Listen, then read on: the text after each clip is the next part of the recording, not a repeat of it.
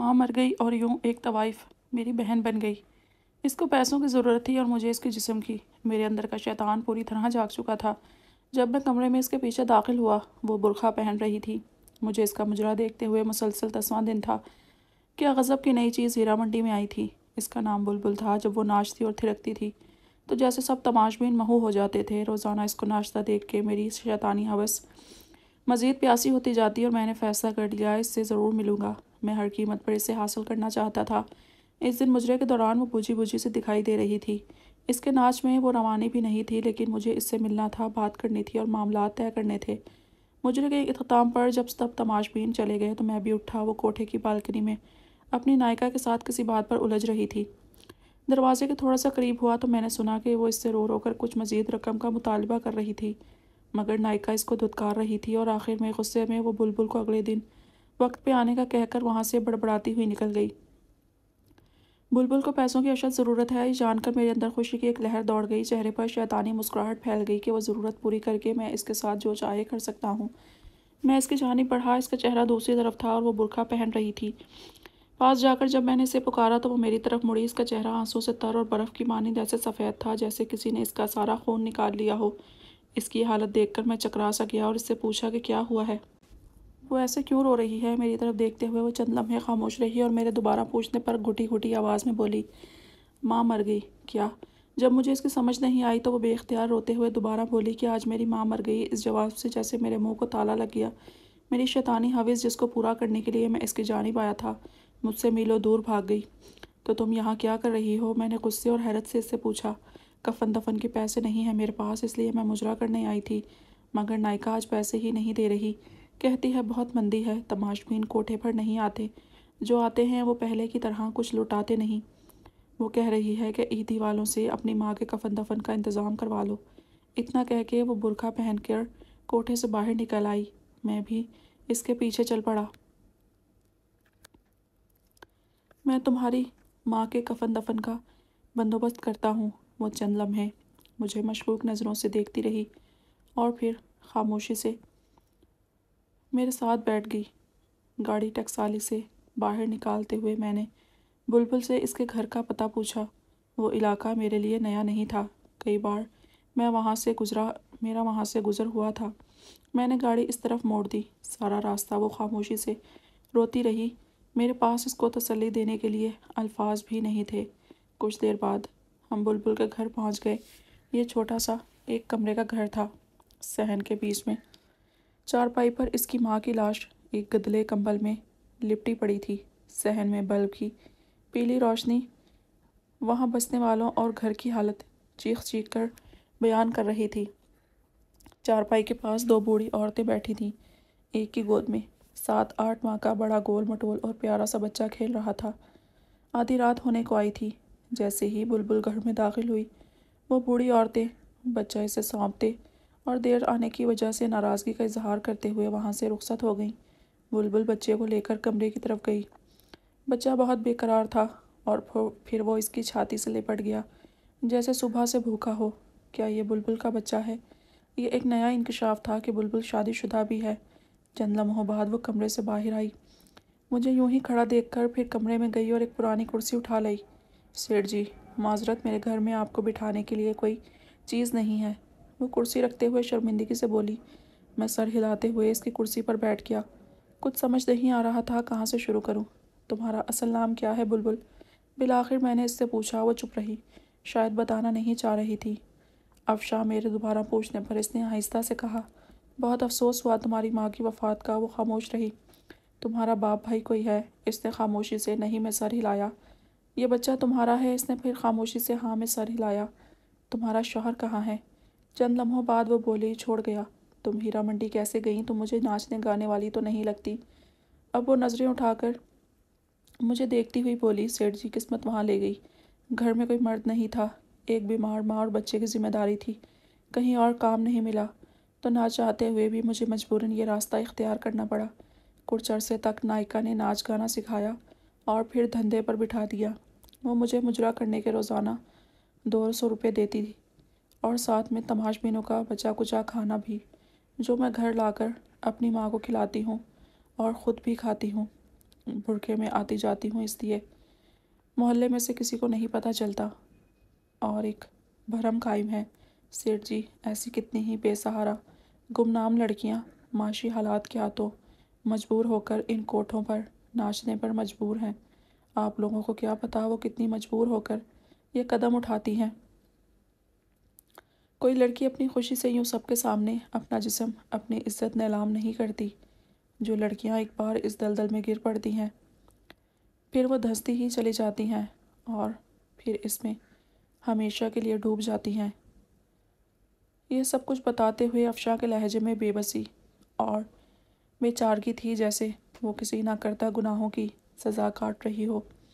میں کچھ دیر اس کے چہرے کو دیکھتا رہا، پھر پرس سے چند نوٹ نکالے اور اس کے ہاتھ میں تھماتے ہوئے بولا، کل اپنی ماں کی تدفین کر لینا اور بچے کے لیے کچھ خوراک اور گھر کے لیے راشن پانی لے لینا۔ وہ اتنے سارے نوٹ ایک ساتھ دیکھ کر حیران ہو گئی۔ کیا ہوا؟ میں نے اس کو یوں چپ دیکھتے ہوئے پوچھا۔ سیٹھ جی، مجھے ان روپوں کے بدلے کیا کرنا ہوگا؟ وہ ڈرتے ڈرتے پوچھ رہی تھی۔ شاید یہ سوچ رہی تھی کہ ان نوٹوں کے بدلے سیٹھ پتہ نہیں کب تک اس کا جسم نوچے گا، کب تک اس کو سیٹھ کی رکھیل بن کر رہنا پڑے گا۔ اس کی بات سن کر مجھے اپنے آپ سے اتنی نفرت ہوئی کہ میں خواہش کرنے لگا کہ زمین پھٹ جائے اور میں اس میں دھنس جاؤں۔ مجھے احساس ہوا کہ میں ذلت اور اپنے کردار کی پستی کی آخری حد کو چھو رہا تھا۔ میں اس بے حس معاشرے میں ایک تنہا اور بے سہارا لڑکی کی مدد کر رہا تھا، مگر وہ اس کو بھی ایک ڈیل کے طور پر سمجھ رہی تھی۔ شاید جہاں سے میں اٹھ کر آیا تھا، وہاں پر جانے والے لوگوں سے بغیر کسی وجہ کے مدد کی توقع نہیں کی جاتی۔ میں نے لرزتی آواز میں جواب دیا، تمہیں کچھ نہیں کرنا پڑے گا اور تم اب کوٹھے پر مجرا کرنے نہیں جاؤ گی، اپنے گھر میں رہو گی۔ ہر مہینے تمہیں منی آرڈر مل جایا کرے گا۔ تم نے کرنا بس یہ ہے کہ یہ جو بچہ تمہاری گود میں ہے، اس کی تربیت ایسے کرو کہ یہ ایک دن بڑا ہو کر تمہارا سہارا بن سکے۔ یہ جو رقم میں بھجواؤں گا یہ تم پر قرض ہے، اور جب تمہارا بیٹا جوان ہو جائے گا، ایک قابل انسان بن جائے گا، تو تم مجھے واپس کر دینا۔ افشاں حیران پریشان کھڑی مجھے دیکھ رہی تھی، اس انسان کو جس کے سامنے ابھی وہ ناچ کر آئی تھی۔ وہ اس سے باتیں کر رہا تھا، پھر وہ بے آواز رو پڑی۔ مجھ سے وہاں رکا نہیں گیا۔ میں نے افشاں کے گھر کا پتہ لیا اور اس کو اپنا کیا وعدہ یاد دلا کر وہاں سے رخصت ہو گیا۔ سارے راستے میں یہی سوچتا رہا، مجھے تم سے کچھ نہیں چاہیے، مجھے تم سے کچھ نہیں چاہیے افشاں، جو تم نے مجھے دیا ہے میں اس کا احسان ساری عمر نہیں اتار پاؤں گا۔ تم نے مجھ میں دفن اس انسانیت کو جگا دیا جو میں دولت اور شیطانی ہوس کے نیچے دبا کر مار چکا تھا۔ تم نے مجھے پھر سے انسان بنایا ہے افشاں۔ اس واقعے کے بعد میں ان تمام برے کاموں سے توبہ کر کے اس کی بارگاہ میں گناہوں کا بوجھ لیے حاضر ہوا۔ ہر روز اس کے سامنے اپنے گناہوں کا اعتراف کرتا، اس سے معافی کی درخواست کرتا۔ میں باقاعدگی سے ہر ماہ افشاں کو منی آرڈر بھجواتا رہا۔ کئی دفعہ دل کیا اس مسیحا کو مل کر آؤں اور جس کی وجہ سے مجھے ان تمام گناہوں اور بدکاریوں سے نجات ملی، مگر ہر دفعہ ایک شرمندگی آڑے آتی رہی کہ کبھی میں اپنے شیطانی ہوس کے لیے اس کا پیاسا تھا۔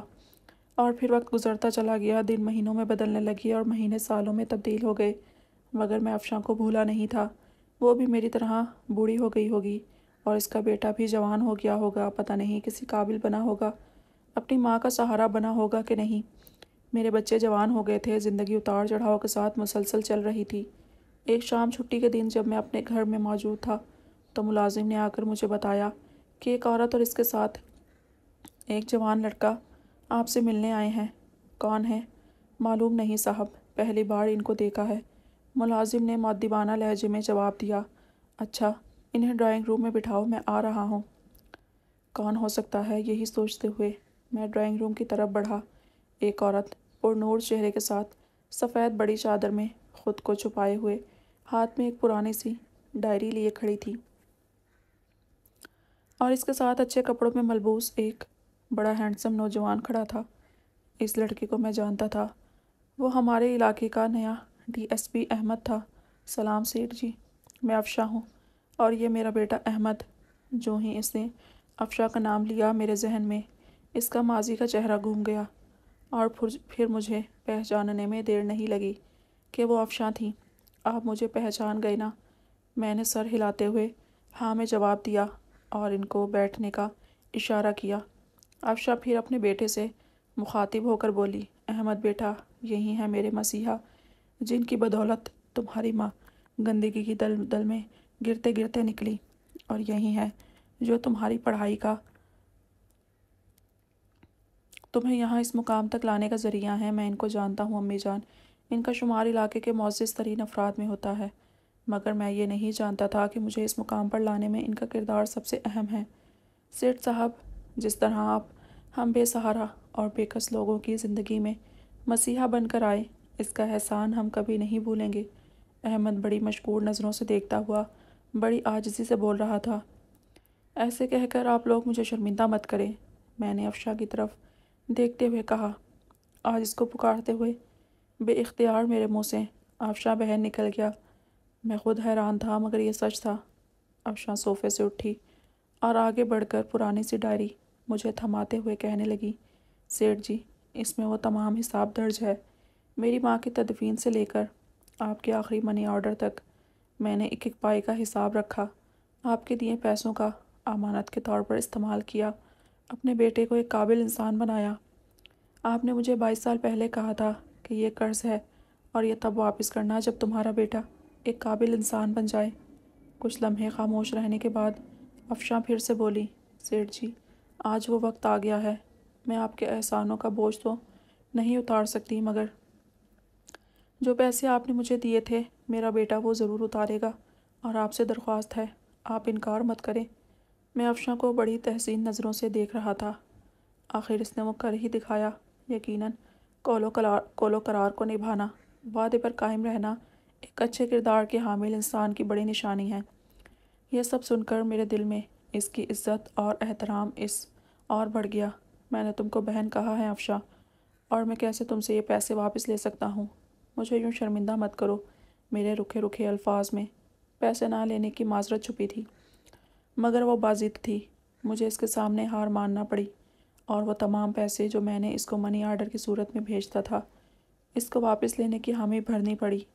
پھر وہ دونوں مجھے اپنے نئے گھر کا پتہ دے کر اور آنے کی تاکید کر کے وہاں سے چلے گئے۔ ارم، میں نے تمہیں کسی سے ملوانا ہے، میرے ساتھ چلو گی؟ شام کو میں نے اپنی بیگم سے کہا، کیوں نہیں چلوں گی، مگر کون ہے اور کس سلسلے میں ملنا ہے؟ بیگم نے سوالوں کی بوچھاڑ کر دی۔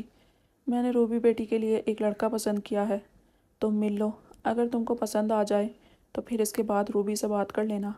میں نے مختصر لفظوں میں اسے وجہ بتائی۔ اگلے دن میں اور میری بیگم ارم ناز افشاں کے گھر میں تھے۔ ارم کو بھی احمد بہت پسند آیا۔ ہم نے پھر افشاں سے احمد اور روبی کے رشتے کی بات کی۔ افشاں کو بھلا اس سے کیا اعتراض ہو سکتا تھا؟ وہ پھولے سے نہیں سما رہی تھی، اور یوں میری بیٹی کا رشتہ افشاں کے بیٹے احمد سے طے ہو گیا۔ وہ تعلق جو ایک طوائف اور تماش بین جیسے گندے رشتے سے شروع ہوا تھا، اس کا اختتام ایک نہایت مہذب رشتے کی شکل میں ہوا۔ یہ سچ ہے کہ ہر انسان کو قدرت سدھرنے کا موقع ضرور دیتی ہے۔ کبھی گندگی کے ڈھیر سے اس کو ایسا سبق سکھا دیتی ہے، کبھی دو بھٹکے لوگوں کو ملا کر سیدھے راہ پر لے آتی ہے، اور انسان ساری زندگی اسی کے مطابق گزارنے کو فخر محسوس کرتا ہے۔